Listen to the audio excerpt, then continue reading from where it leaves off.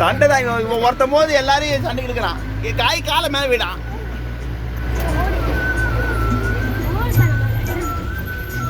ஏய் விடுறா. ஏய் ஏய் மொட்டை ஆரோ ஆரோ ஆரோ அப்படி பண்ணாத. விடு விடு விடு காரோ அப்படி பண்ணாத. காலை வச்சு பண்ணக்கூடாது. காலை எடு, காலை எடு.